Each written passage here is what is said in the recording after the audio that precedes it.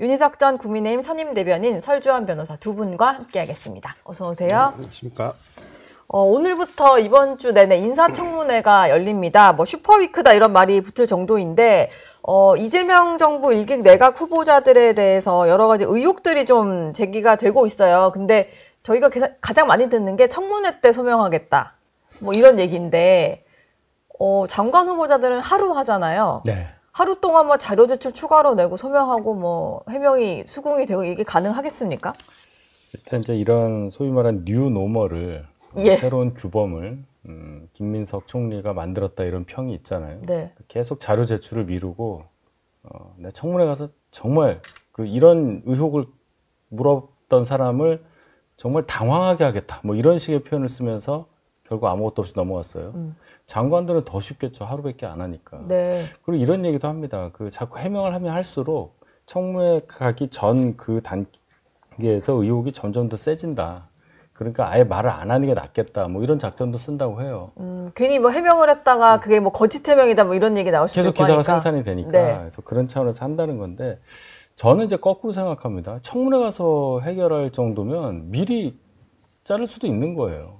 그리고 지금 불거지고 있는 큰 문제들은 네. 청문회 가서 자료라든지 뭐 이런 걸로 해명이 불가능한 겁니다. 뭐 재산 상태에 대해서 의혹이 있어서 소득 흐름을 소득 증명 뭐 자료를 낸다든지 뭐 이럴 수가 없는 거예요. 네. 보장한 갑질을 무슨 자료로 해명을 합니까? 뭐 증인으로 채택을 했어야지 뭐 지실 공방이라도 할 텐데 그것도 안 되고. 그렇죠. 지금 강훈식 대통령 비서실장이 글을 올린 게 또 뭐 화제인지 논란인지 모르겠는데 대통령의 눈이 너무 높다 이런 글을 올렸어요. 그래서 후보자들의 어떤 장점, 빛나는 장점을 좀 더 봐주시면 좋겠다 이런 얘기를 했는데 제대로 소명이 안 되는 데다가 지금 뭐 문제가 되는 후보자가 한두 명이 아닌 상황에서 이런 글을 대통령 비서실장이 굳이 올릴 필요가 있었겠느냐 이런 얘기가 좀 있거든요. 네, 마치 저는 전 정부에서 네. 윤 전 대통령의 그 말씀이 생각나더라고요. 아, 이분들보다 더 뭐 뛰어난 분들이 계셨나요?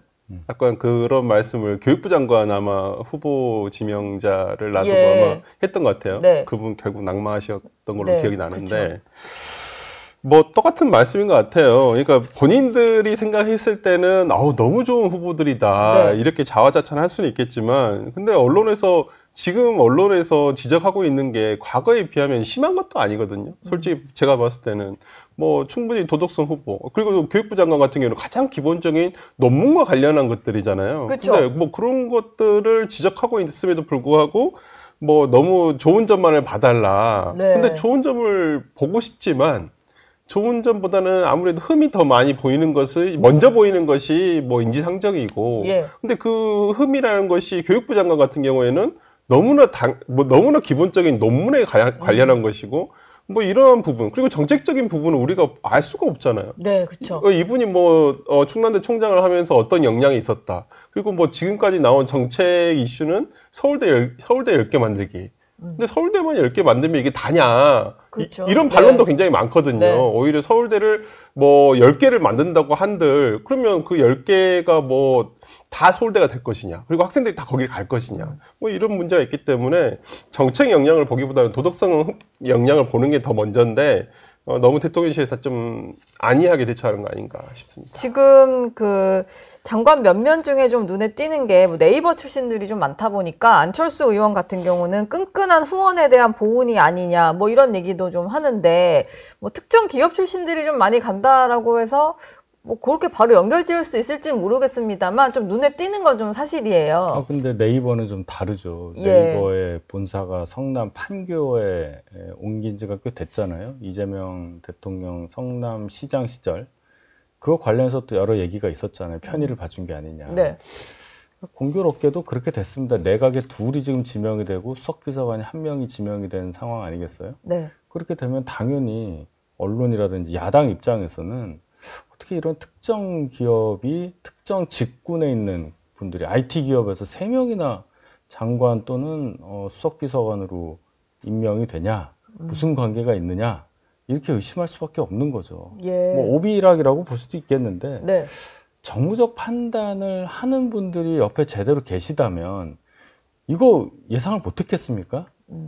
저는 잘 이해를 못하겠어요. 뭐 이것도 이건데 대장동 변호 하시던 분들이 그러니까요. 뭐 비서관으로 꽤 많이 들어갔고 법제처장으로도 임명이 되셔가지고 그러니까 네. 뭐 대장동 변호인단에 뭐 본인이 직접적으로 기여를 했든 뭐 실질적으로 기여를 했든 안 했든 간에 어차피 명단에 올라갔다라는 것은 연관이 있다는 부분인데 그렇죠. 그러니까 뭐 이걸 당연히 야당 입장에서는 아니 이거 당연히 그때 뭐 변호사비 제대로 준 거 맞아요? 약간 이런 얘기를 할 거 아니에요. 네. 아니 변호사비에 대한 대납 아니냐? 아니면 어떤 뭐 이제까지 재판을 잘 끌어주고 정말 잘 대처를 해준 거잖아요. 예.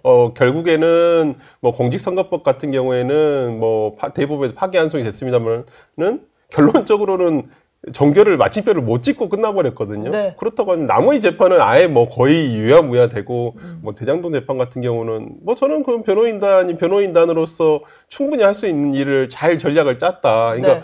뭐 증인 400 몇 명 다 채택하고 뭐 이렇게 되게 되면 나름의 뭐 방어 전략으로서는 그럼요. 훌륭했다. 그러니까 제일 처음에는 아마 대장동 사건 같은 경우에는 거의 이제 5년을 잡고 했었을 거예요. 예. 그냥 기본적으로 윤석열 대통령이 중간에 이렇게 할 줄 몰랐었으니까. 아 다음 대선 때까지 5년을 무조건 끌었어야 끌자. 되니까. 무조건 네. 모든 재판의 어떤 기본 계획은 5년을 넘기는 것이었을 거예요. 예. 근데 이제 아마 대장동 사건 같은 경우는 그렇게 됐었고, 뭐 그렇기 때문에 저는 이런 논란이 없을 수가 없다. 그리고 아마 저는 그게 생각나더라고요. 그때 이재명 대통령이 당대표 시절에 김용 씨 변호인단의 텔레그램방에 들어가서 본인이 직접 어떤 뭐 이 자료를 제출하는 게 어떻겠어요? 소송에 직접적으로 관여를 할 만한 어떤 그런 멘트를 했다라는 기사가 나온 적이 있어요. 예. 그렇다고 한다면 이재명 대통령과 변호인단 사이에서는 어느 정도 굉장히 소통이 우리가 모르는 정말 내적으로는 굉장히 소통이 많았을 수도 있다. 그리고 그렇다고 한다면 김용 씨 재판에서도 재판 변호인단에게도 이재명 당대표 시절에 어떤 그러한 메시지를 보낼 정도에서 올릴 정도였으면 본인의 재판에서는 오히려 변호인들과 훨씬 더 많은 소통을 하지 않았을까. 그 중에서 조금 가장 주된 포스트라고 하죠. 그러니까 네. 변호인단이 많으면 이제 그 중에서 주된 메인으로 움직이는 사람들이 대부분 다 지금 입각을 하거나 아니면 지난 총선에서 어떤 뭐 국회의원 국회로 들어오거나 공천을 받았거나 그런 게 아닌가 싶습니다. 조금 이제 눈에 띄는 인사들이 좀 있었고 근데 오찬회동을 정규재 주필과 뭐 조갑재 두 분과 오찬회동을 하고 나서 뒷얘기가 조금 나오고 있는데 이게 아마 정규재 주필이 본인의 유튜브 방송을 하다 보니까 거기서 좀 썰을 좀 풀고 계셔요. 그래서 나온 얘기가 이 대통령에게 이진숙 교육부 장관 후보자에 대한 얘기를 좀 했더니 본인도 보고를 들었는데 문제가 좀 있어 보여서 딱하다 이런 언급을 좀 했다고 전했거든요. 근데 문제가 있어 보여서 딱하다라는 거는 문제는 좀 인지를 하고 있다는 얘기여서 이건 좀 어떻게 해석을 해야 될지 모르겠어요. 본인이 지명했잖아요. 이거보다 조금 더 선명한 얘기가 나왔어야 하죠. 그런 자리였다면, 비공개였다면 조금 더 알 수 있을 만한 얘기를 해야 되는데 그냥 딱하다는 거는 그냥 현재 상태로 문제가 있군요 정도밖에 안 되는 거잖아요. 그럼 문제가 있는데 어떻게 하겠다는 거냐를 우리는 모르는 거니까 네. 지금 봐서는 별 문제 없이 임명이 될 것 같아요. 문제는 있어 보이는데 일단 청문회 과정에서 소명하는 걸 좀 보겠다? 뭐 이런 얘기일까요? 그럼 별로 중요하지 않잖아요. 네. 누가 지명했냐가 중요하죠. 예. 그러니까 청문회가 이제 거의 요식행위가 된 건데 네. 제가 드릴 수 있는 말씀은 분명히 인사 작업을 해서 누군가를 지명을 했을 때 문제가 있을 수 있습니다. 그건 어느 정부나 있었죠. 그런데 그것을 임명을 하는 과정에서 임명하냐 마냐 그것을 또 어떻게 다루느냐 이걸 보고 그 정권이 국민들에 대해서 어떻게 생각하느냐, 여론을 어떻게 따르느냐 하는 것을 볼 수가 있잖아요. 네. 이재명 대통령은 꽤 낮은 자세로 가시는 걸로 보입니다. 거의 언급을 안 하니까. 근데 이제 민주당의 태도를 보면 이건 뭐 한 명이라도 낙마하면 이재명 대통령에게 엄청난 위해가 가해지는 것처럼 얘기하면서 전원 그냥 간다. 이런 식의 얘기를 하고 이진숙 후보자에 대해서는 전혀 문제가 없다는 단어를 쓰고 네. 또 강선 후보자 이제 곧 얘기를 하겠지만에 대해서는 뭐 거의 2차 가해에 가까운 보좌진들이 제대로 된 의혹 제기를 하고 있는 게 맞느냐 마녀사항 당하고 있다 이런 식으로 얘기를 하고 있어요.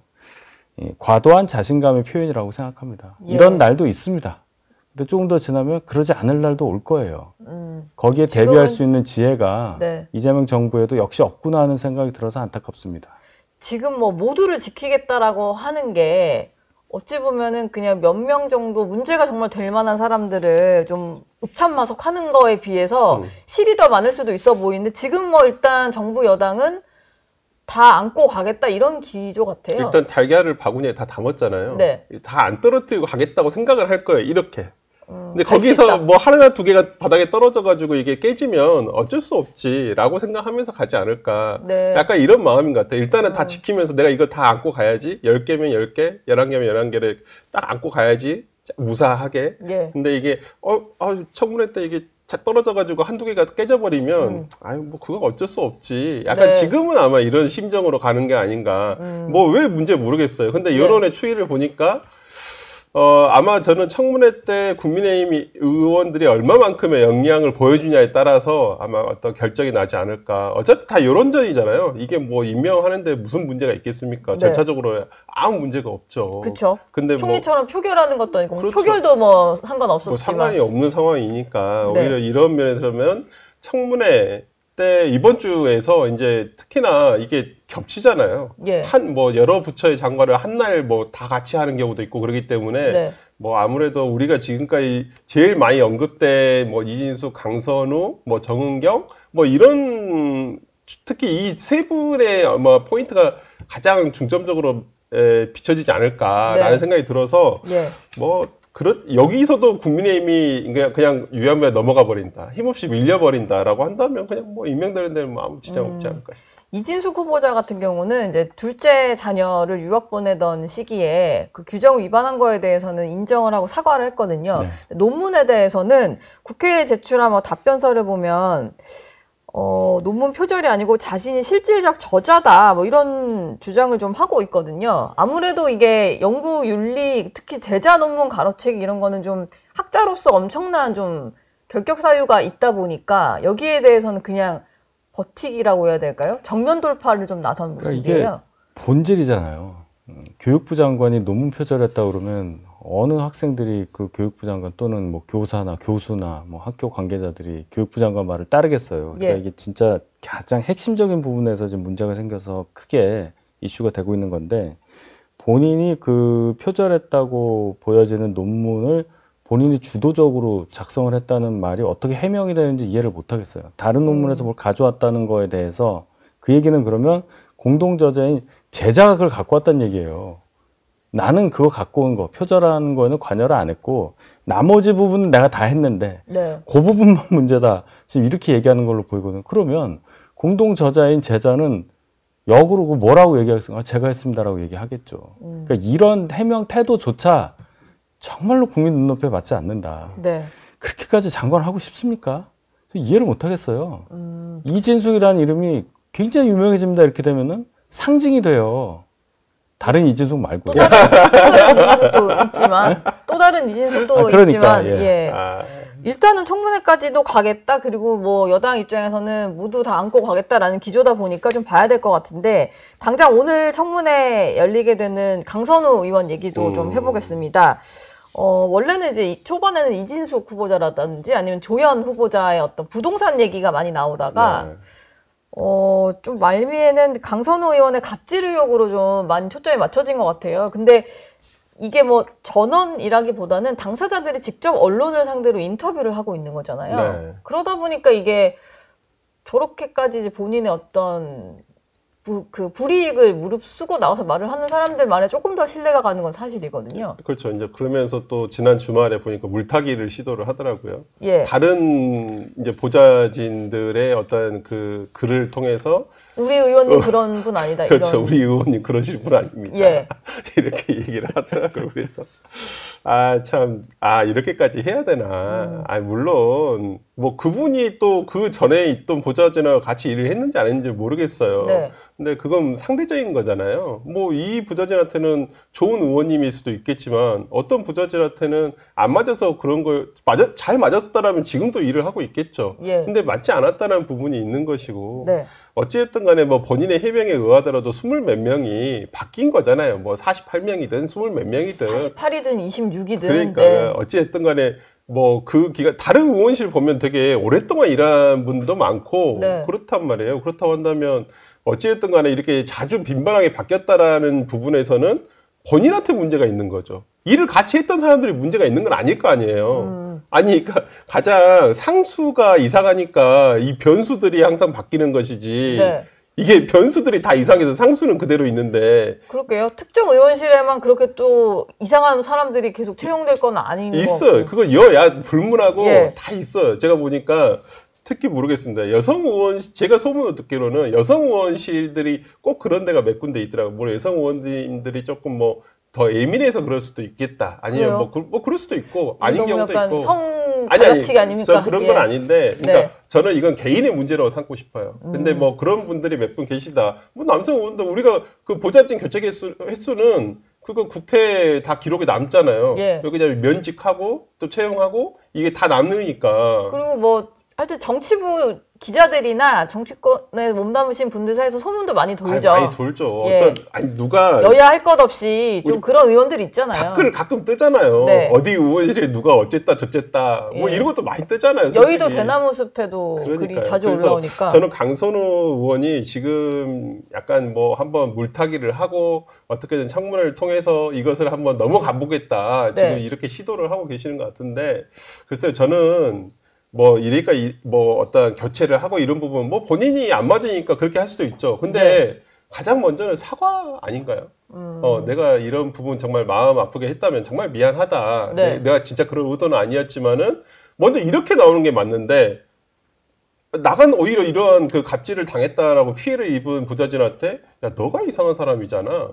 약간 이런 식으로 몰아붙이는 게 과연 맞나? 오히려 본인이 더 강자잖아요.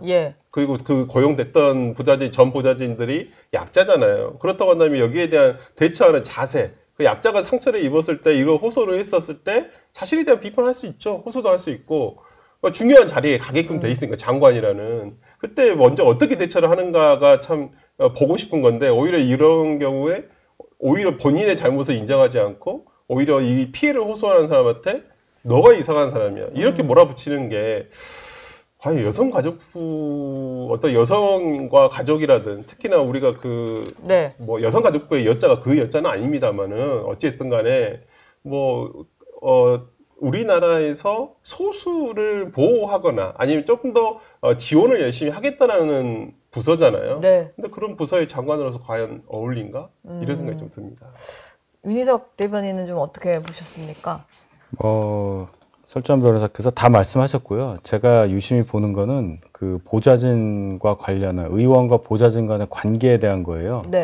그동안 민주당은 그래도 보좌진을 의원들이 상하관계로 보는 것보다는 어떤 동료 개념으로 봤기 때문에 보좌진을 하다가 의원으로 이제 출마해서 당선이 되고 또 더 정치적으로 영향력을 발휘하는 분들이 많았던 쪽이라고 봐야 되겠죠. 예를 들어 유시민 전 장관도 이해찬 전 의원의 보좌관 출신이에요. 많단 말입니다. 상대적으로 국민의힘은 별로 없어요. 그러네요. 국민의힘보다 민주당이 훨씬 그런 관계이긴 했어요. 국회 보좌진들을 정치의 장으로 전면으로 끌어올리는 그 문화가 그래도 민주당은 대단히 낫다, 이런 평가를 많이 받았는데, 이번 이 일로 계기로 해서 민주당 내부의 그 상황이 어떻게 달라졌는가, 그리고 앞으로 민주당이 굉장히 안 좋을 거예요. 이런 두 가지를 저는 생각을 합니다.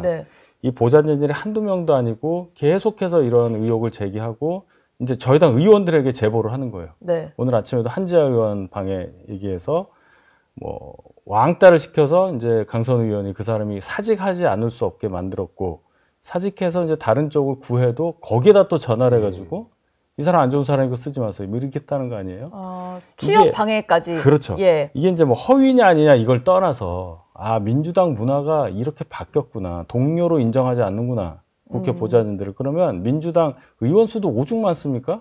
거기에 속한 보좌진들의 사기라든지 의원을 보는 눈은 이제 전하고 다를 거예요.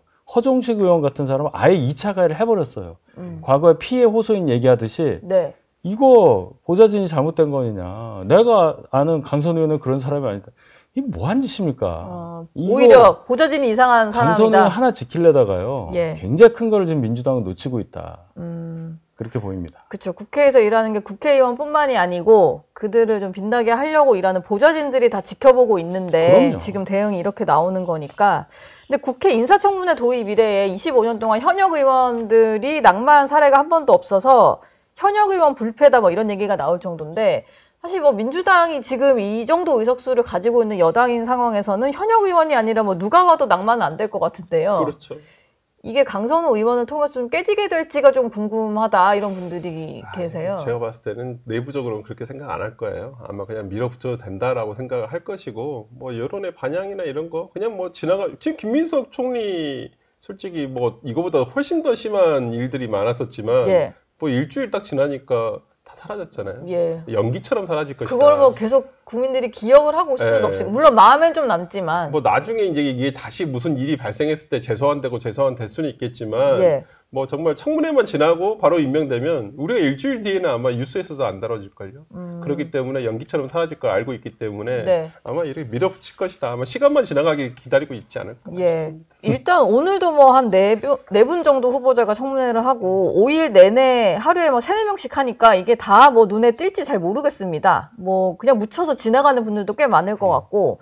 근데 진성준 민주당 정책위의장 같은 경우에는 소명이 안 되는 문제라고 한다면 그 점은 우리들이 한 번 더 고민해 봐야 될 대목이다. 그냥 밀어붙인다면 바람직한 자세는 아니다. 이렇게 얘기를 하긴 했거든요. 이거는 어떻게 해석해야 될까요? 이런 자세가 맞는 거죠. 맞는 말인데 예. 속내도 정말로 이런 생각일까요? 글쎄요.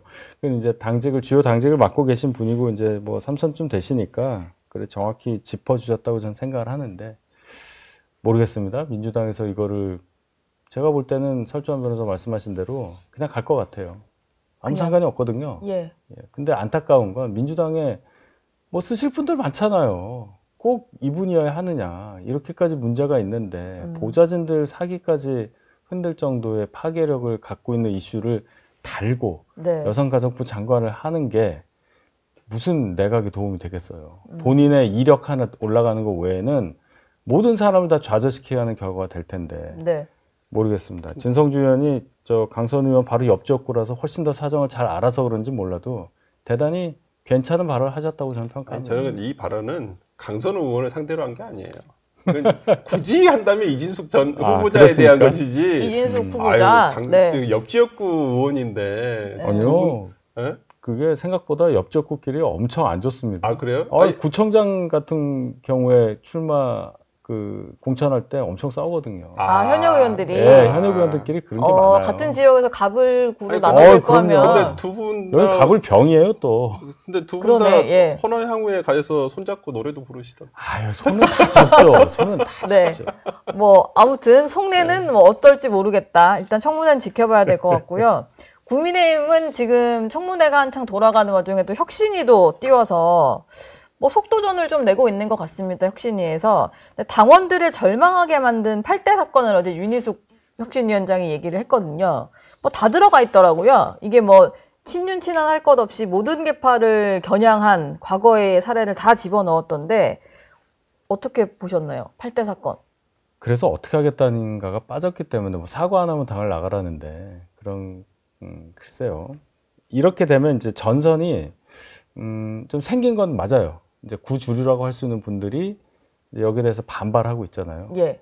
뭐 장동 의원이라든지 나경원 의원이 사과가 등사냐 지금 얘기를 하고 하는데 윤희숙 의원 본인도 사실은 그 8개 중에 좀 굉장히 실망스러운 사건의 관계자라고 볼 수가 있어요. 예. 뭐죠, 김문수 그게? 후보 보고 여의도 원권장을 하면서 김문수 후보 보고 단일화 안 할 거면 사퇴하라고 제일 먼저 얘기한 사람이에요.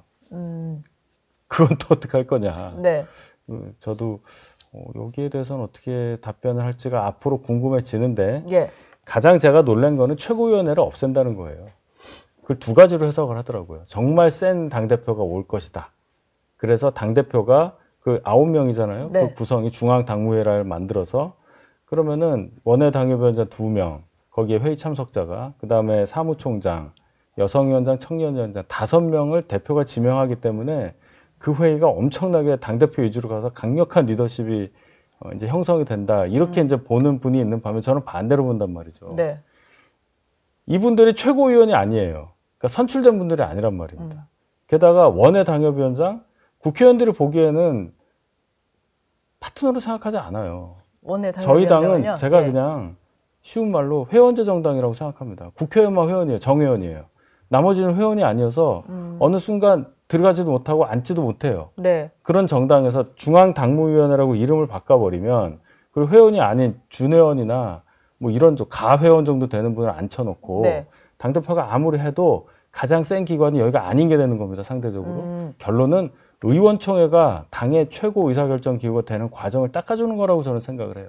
오히려 이제 당 대표가 힘을 받아야 되는데 당 대표가 중심이 된 당무위원회는 힘이 빠지고 의총이 오히려 더 그 최종 의사 결정 권한을 가지게 되는 뭐 이런 기형적으로 될 수가 있군요. 언론에서도 당장 그렇게 볼 거 아닙니까? 중앙당무위원회에서 어느 당협위원장이 얘기한 것과 네. 의원총회에서 어느 의원이 얘기한 것과 어떤 걸 더 비중 있게 다루겠어요. 예. 원회라 하더라도 최고위원이 된 사람의 의견과 네. 그렇지 않고 그냥 당대표에서 당신 와서 중앙당무위원회에서 회의에 참석해서 발언하세요 하는 사람과 어떤 걸 더 비중 있게 다루겠냐는 거예요. 왜 이런 생각을 못 하느냐. 네. 결론적으로는 굉장히 누군가가 혁신이 내부에서 연구를 많이 했다. 근데 이걸로 득을 보는 사람이 뭐 누가 있죠? 이렇게 구주류가 득을 보죠. 어찌되었건. 구주류가? 예. 구주류 입장에서는 구주류스러운 사람이 대표가 됐을 때는 볼 것도 없고요. 그렇지 않은 사람이 와도 무력화시킬 수 있는 거예요. 근데 명분은 그럴듯하죠. 거기는 당대표가 하는 중앙당무회의입니다. 네. 이렇게 얘기할 수 있는 거예요. 아. 혁신에 한 발자국도 못 가는 하책이라고 생각합니다. 지금 이제 혁신안을 놓고 뭐 구주류 일각에서도 어떤 안을 놓고는 반발을 하고 또 다른 안에 대해서는 또 그냥 혁신을 좀 해야 된다는 쪽에서도 반발을 하고 그러니까 양쪽에서 다 환영을 받지 못하는 그런 상황이 된 것 같아요. 그러니까 절묘하게도 모든 이들에게 욕을 먹는 예. 참 희한한 그 안을 제출하신 것 같아요. 저는 윤희숙 나름 뭐 혁신위원장으로서 네. 노력을 얘는 쓰는 것 같은데 뭐 누구의 지지도 못 받는 안이다라고 한다면 뭐 이게 통과될 리가 있냐 이게 받아들이지 않을 것 같다라는 생각이 들고요. 예. 뭐 제가 봤을 때는 거의 지금 당에서의 그러니까 지금 국민의힘 당 어떤 그 구주류 그러니까 송원석 원내대표를 위시한 어떤 그분들의 생각은 거의 김용태 비대위원장 임기 끝나는 거 기다리는 심정과 똑같을 거라 보여요. 이 혁신이 임기가 네, 끝나기를 그냥 8월 말까지 그냥 아무 뭐 일 없이 네. 그냥 지나가기만을 그냥 바라고 있는 거 아닌가라는 생각이 들어서 네. 아무것도 받아들이지 않을 것 같고 그다음에 뭐 이 체제가 지금 뭐 아까 그 당무위원회로 한다고 해서 저는 맞습니다. 그게 선출되지 않은 어떤 당 대표 기구에 대해서 힘을 실어줄 리가요. 지금까지도 되게 네. 보면 희한했던 게 민주당은 그런 게 없어요. 이제 물론 이제 각 체제가 다르기는 한데 민주당은 이재명 이제 당 대표 시절에 이재명 대통령이 당 대표 시절에 워낙 일극 체제가 강하다 보니까 그냥 대표 회의 아침에 최고 회의가 그냥 당의 의사예요. 그렇죠. 근데 네. 진짜 국민의힘은 보면 의총에서에 나온 것이 당 결론, 당의 어떤 의견이냐, 아니면 최고위원회에서 나왔던 것이 당 의견이냐, 이걸 가지고도 기자들이 취재를 계속해서 어떤 게 더 맞냐. 그리고 네. 말이 틀리면 그 원내대표가 항상 그러잖아요. 추경호 원내대표도 그랬고, 권선동 원내대표도 시절에도 그랬고. 아니 이거 의총에서 정해지지 않아서 이것은 공식적인 결론이 아니다. 이건 원내 사안이다 이런 얘기 좀 많이 들은 것 네. 같은데 원내 당 대표를 좀 겨냥해서요. 아니 당에 그쵸? 원내 사안이 있고 원내 예. A 사안이 있어요? 네. 그러면 저는 이게 되게 웃겼던 거예요. 그러면 당에 뭐 하려고 그렇게 전당대회 애 쓰고 돈 들여서 시간 들여서 뭐 네. 하려고 뽑아놓냐 이 말이에요. 원내대표들이 그러니까. 할 거면서.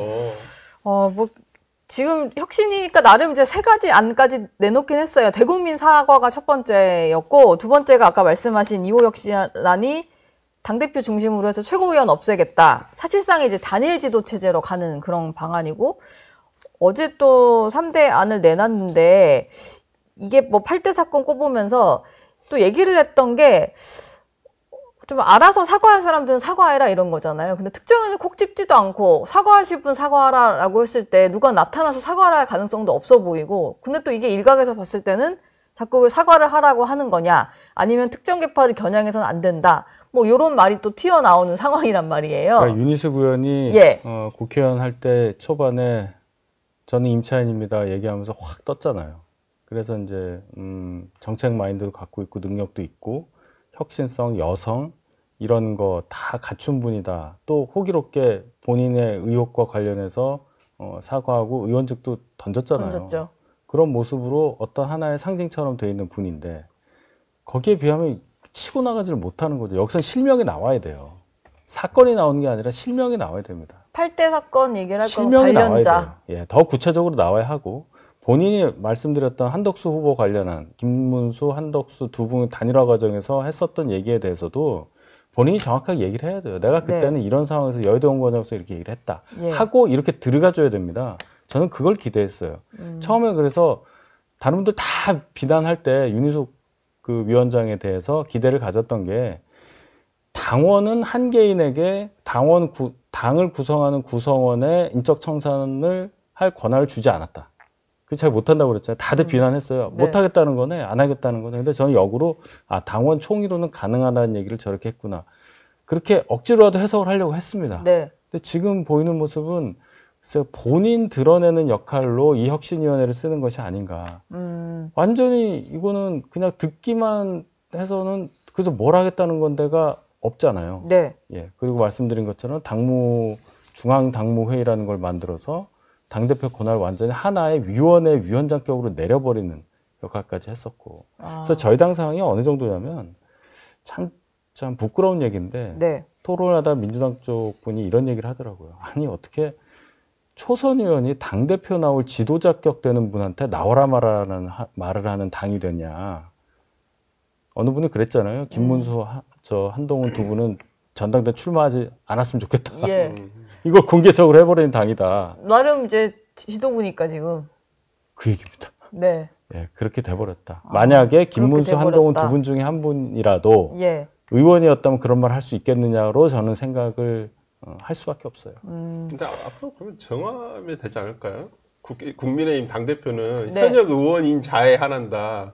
당원 당규를 개정해. 그러니까. 네. 아니, 이럴 거면 맨날 그러니까 원외 당대표 다 쫓아내잖아요, 지금. 예. 이럴 거면 차라리 그냥 당대표의 자격에, 네. 그냥 배지가 아니면 안 된다. 이거 박아두는 게 낫지 않을까요? 그러니까 원내대표와 원내대표를 나누는 거예요. 아니, 그거 왜 지도부가 나누는 두 개고, 저는 그 순간을 너무 많이 목도했어요. 왜냐하면, 비대위원회든 최고위원회든 제가 계속 대변인을 있었잖아요. 네. 아침 회의를 하잖아요. 그러면 이제 비대위원장실이나 대표실이나 뭐 똑같습니다. 네. 거기 있으면 원내대표 쪽 분들이 오시는 거거든요. 그래서 하고 들어가는 건데 오는 시간이 점점 늦어지고 데리고 오시는 분들이 늘어나요. 네. 점점. 그래서 회의가 당 의원 수는 100명 조금 넘는데 막 19명 앉아있고 그래요. 아침 회의예요? 네. 최고위. 그 이유가 이 세력 싸움이 되는 거예요. 여기 앉아있는 사람이 당대표가 임명한 사람과 원내대표가 임명한 사람을 거의 똑같이 내는 수준까지 가는 거예요. 제가 그걸 보면서 이거는 아닌데 하는 거를 지난 한 3, 4년 동안 계속 느껴왔던 겁니다. 이게 여기서 터지는 거예요. 네.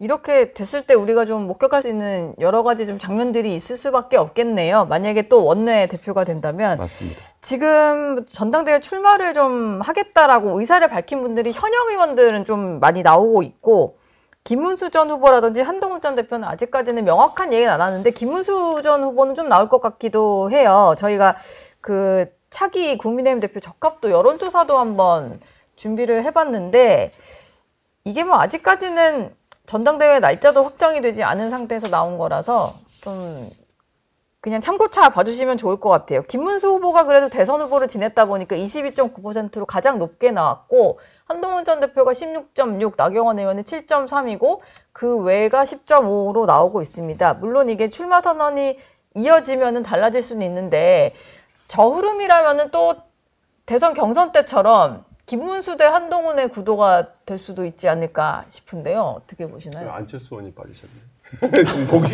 공식선에. 안 들어가셨네. 그러네요. 예. 뭐 대선 경선의 재판이 되지 않을까 싶은데 네. 결론이 어떻게 될지 참 궁금하네요. 저는 대선 경선과 똑같이 될까요? 근데 그때는 대선 경선 때는 이제 단일화에 대한 이슈가 있었잖아요. 김문수 후보가 난 단일화 하겠다. 그리고 한동훈 대표는 당시에는 단일화에 약간 부정적인 의견이었었고 예. 그렇다 한다면 저는 이번만큼 좀 달라지지 않을까 결론이. 그런 생각도 듭니다. 만약 이제 한동훈 대표가 이제 전 대표가 이제 또 출마를 하신다고 한다면. 네. 근데 한동훈 전 대표 나오시나요? 이 질문을 계속 제가 윤희석 대변인한테 매주 드리고 있네요. 저도 알 수가 없어요. 이건 이제 본인의 선택이고 네. 이것만 확실합니다. 주변의 의견을 두루 듣고 있다. 두루 듣고 있다. 그 얘기까지는 뭐. 근데 왜 거죠. 권성동 의원이 안철수 의원을 저격하려고 쓴 글에 보면 안철수 의원이 원래는 이제 혁신위원장 잘 하려다가 한동훈 전 대표가 전당대회 안 나올 거라는 얘기를 주변에서 듣고는 지금 저렇게 노선을 바꾼 거다 이런 얘기 했잖아요. 네. 그거는 뭐 사실에 기반한 얘기일까요? 권성동 의원과 한동훈 전 대표의 관계가 그런 내밀한 얘기를 할 정도의 관계가 아니기 때문에 그쵸. 그건 그냥 권성동 의원의 개인적인 추측이죠. 예. 그렇게 단정할 수 있는, 물론 결과적으로 그럴 수도 있겠지만 네. 그걸 인용을 해서 안철수 의원을 공격한다? 상관이 없다고 예, 봐요. 상관이 안철수 없죠. 혁신위원장의 어떤 요구 사항이 안 받아들여지니까 저는 아니다. 그러면 이럴 거면 안 한다. 네. 당대표로 가겠다. 이렇게 칼을 잡으러 가겠다라고 얘기를 한 건 아닌가라는 생각이 들고요. 저는 뭐 한동훈 대표 근데 엊그저께 보니까 무슨 모 방송사에서 했던 그 계엄의 그날에 대해서 한 20분 정도 단독 인터뷰를 이렇게 맞아요. 그게 공개됐던데요. 네, 하셨더라고요. 최근에 색깔을 더욱더 선명하게 내고 있구나라는 생각이 들어서 출마를 하지 않으실까. 저는 저도 이렇게 보고 그 클립을 보고 출마하려고. 출마하려고 찍으신 건가요? 모르겠습니다. 알겠습니다. 다음 주에 또 여쭤보도록 하겠습니다. 두 분 말씀은 여기서 마무리하겠습니다. 고맙습니다. 네, 감사합니다. 저희 영상 많이 시청해 주시고요. 좋아요, 구독, 댓글, 알림 설정 꼭 부탁드리겠습니다.